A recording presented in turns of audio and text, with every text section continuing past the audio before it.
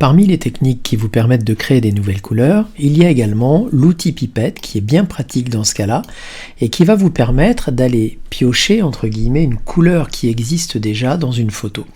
Donc ici j'ai pris la photo de ces différentes bandes de couleurs avec les rouleaux, du vert, du rouge, du orange, etc. Et en fait, autant dans la technique de tout à l'heure qui consistait à dire je vais dans le sélecteur, je choisis une couleur, cette couleur je la rentre dans le nuancier, je la classe dans un dossier, eh bien je peux aussi aller chercher la couleur déjà existante ici. Pourquoi recréer une couleur alors qu'elle existe déjà? Et puis au-delà de ça, sur le plan créatif, ça m'aiderait pourquoi pas à créer des gammes de couleurs en harmonie avec un visuel et ainsi favoriser ma créativité. Alors, c'est très très simple, je prends la pipette, je vais quand même vous préciser une petite chose ici, dans taille échantillon ponctuel, vous pouvez choisir le type d'échantillonnage.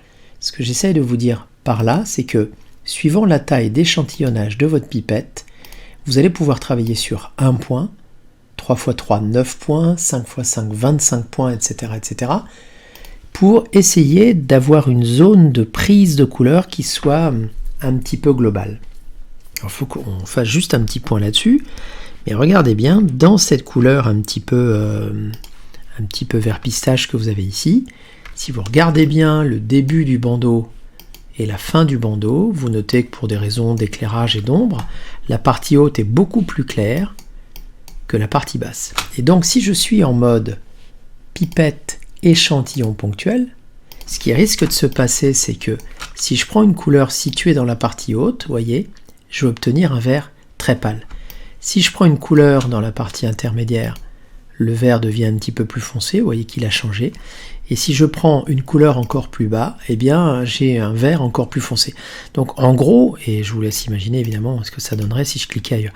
Donc je prends le risque en tout cas, de prendre une couleur qui n'est pas globale mais ponctuelle. Et pour cela, eh bien je vais tout bêtement augmenter un petit peu la valeur, ou en tout cas la zone d'échantillonnage de ma pipette pour qu'elle soit un peu plus large. Et si vous travaillez sur une zone de type 11-11, 31-31, ben vous avez tout simplement une variation de couleur qui est beaucoup plus douce. Je vais vous le montrer ici. Je clique, je maintiens ma souris. Regardez, la partie haute change très vite, très régulièrement. Et plus l'échantillonnage monte, et plus la zone est stable. Regardez, je passe à 31-31. Oui, on est sur quelque chose d'encore plus stable. Et ainsi de suite. Donc à partir du moment où vous prenez un échantillonnage sur une zone moyenne de 31-31, bah vous êtes tranquille et vous obtiendrez un vert qui est globalement le vert couramment utilisé dans cette photo.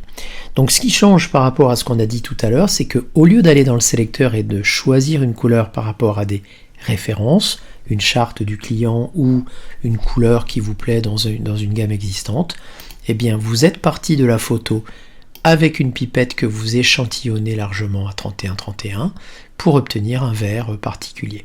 Et ce vert particulier, évidemment, quand vous cliquez dessus, vous le retrouvez ici avec ses références exactes et vous pouvez naturellement l'ajouter au nuancier de la même manière que vous l'avez fait tout à l'heure. Et donc cette couleur qui est naturellement rentrée dans le nuancier, eh bien la bonne nouvelle cette fois-ci, c'est que comme mon dossier était actif, la couleur est rentrée directement dedans. Donc je vais faire la même chose pour le rouge qui est ici. Je vérifie que l'échantillonnage est toujours le même. Donc là je suis sur un rouge voilà, à peu près cohérent. Je l'ajoute au nuancier. OK. Et il rentre directement dans mon dossier. Pareil pour le orange. Et ainsi de suite. Donc ça fonctionne plutôt pas mal.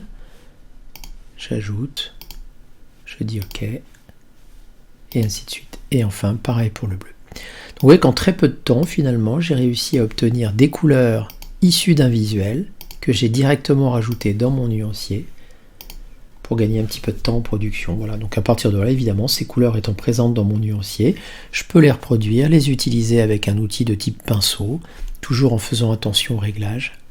Le bleu, l'orange, et pourquoi pas le rouge. Voilà, et ce sont des couleurs en fait issues de mon visuel d'origine.